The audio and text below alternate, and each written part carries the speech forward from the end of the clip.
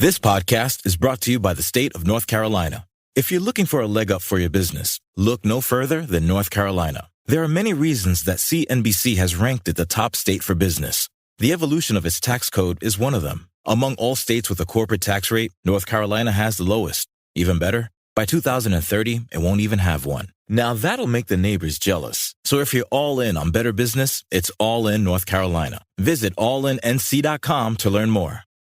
This spring, transform your outdoor space into a regular gathering place for you and your loved ones with help from Ashley. Whether you're into wicker, teak, or driftwood-inspired furniture, we've got the look you're going for.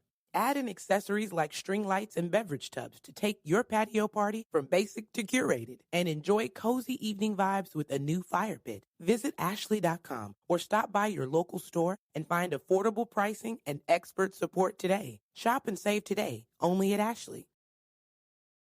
This is Optimal Finance Daily, episode 2311.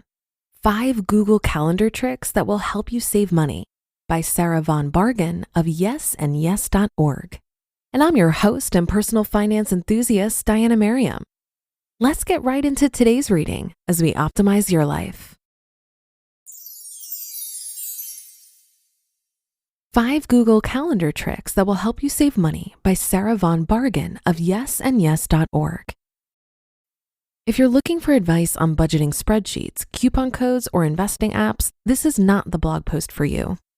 When people ask me for money tips, they're pretty surprised when I tell them that one of my favorite money-saving tools is Google Calendar, or more specifically, setting up reminders in Google Calendar. If you're a human who has good intentions to cancel those free trial memberships, follow up on unpaid invoices, or book flights when they're cheap, but then you just forget, keep listening. These tips are, of course, also applicable to Outlook, iCal, whatever online calendar system you use. 5 Google Calendar reminders that will save you money. A preface. Make sure you're setting up a reminder rather than an event. If you ignore the event, it'll pass and you'll forget about it. But a reminder will get kicked to the next day if you don't mark it as done. Number 1, reminders to cancel free trials. Who among us hasn't signed up for the free 30-day trial, forgotten about it, and then realized 6 months later that we've been paying $17 a month for that thing we never use? We've all done it. Set this reminder for several days before the trial's actually up, so you have a bit of wiggle room.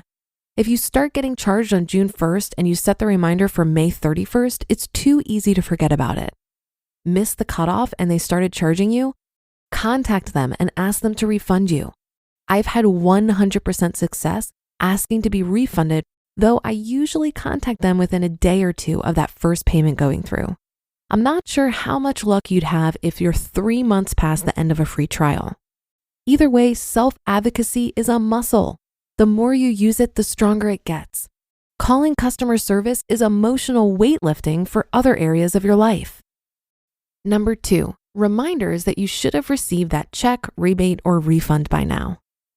They said that refund would go through in 5 to 10 days. Did that ever happen?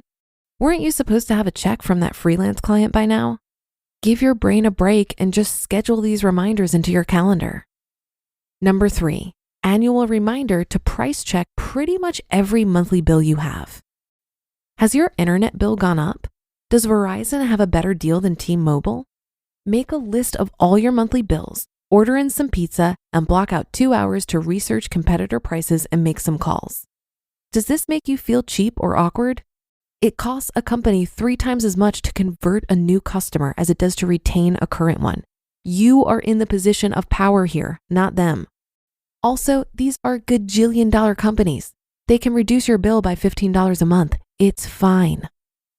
Number 4, reminders to reconsider annual subscriptions a month before they're due. Lots of us opt for the discount that comes with annual billing versus monthly billing, right?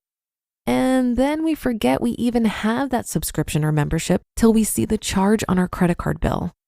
For example, if my Planoly annual membership comes due on July 15th, I'll put a reminder in my calendar for June 15th to double check that I'm using the platform enough to justify the price and see if I'm already subscribed to another platform that does something similar.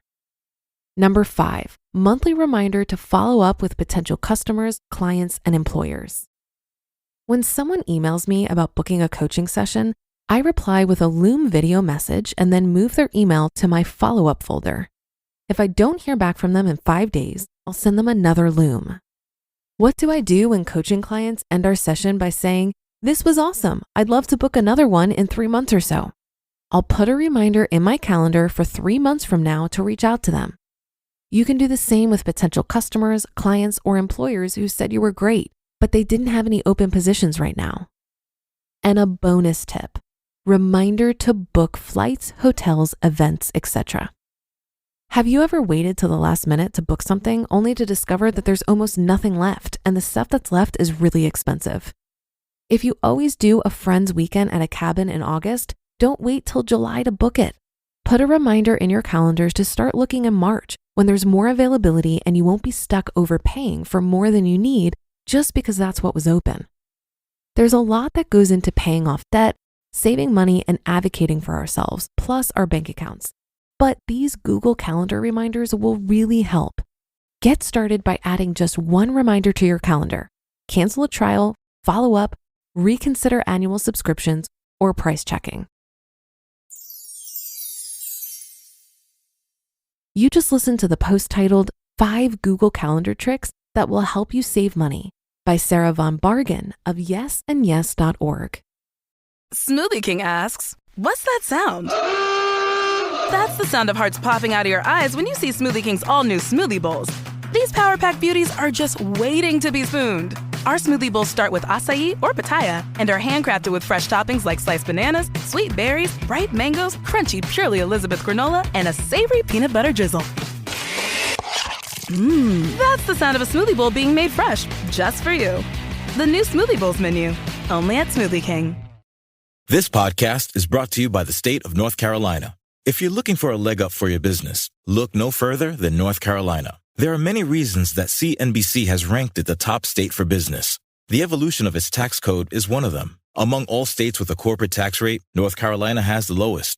Even better, by 2030, it won't even have one. Now that'll make the neighbors jealous. So if you're all in on better business, it's all in North Carolina. Visit allinnc.com to learn more.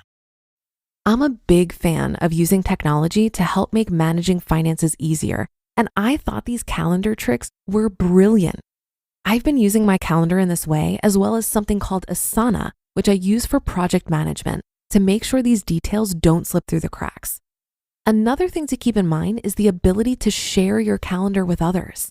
This is an excellent feature to use with your family or roommates to ensure everyone's on the same page regarding bill payments, subscription renewals, and other shared expenses. It eliminates miscommunication and prevents confusion. You can also set reminders to log your spending daily or weekly to help you stay on top of your budget. Another thing I like to do is use my calendar or Asana to set reminders about things I want to buy. When I think of something I want to buy, sometimes I'll put a reminder in my calendar for a day or two later. This way, I can take some time to think about whether I really need the item or if it's more of an impulse purchase. Simply writing it down and prompting myself to think about it later helps me be more thoughtful about purchases, and oftentimes I end up not buying that thing because the desire for it fades for a number of reasons. And that should do it for today. Thank you for being a subscriber or follower of the show and sharing it with others. It really goes a long way to keep this podcast going. Have a great rest of your day, and I'll see you tomorrow, where your optimal life awaits.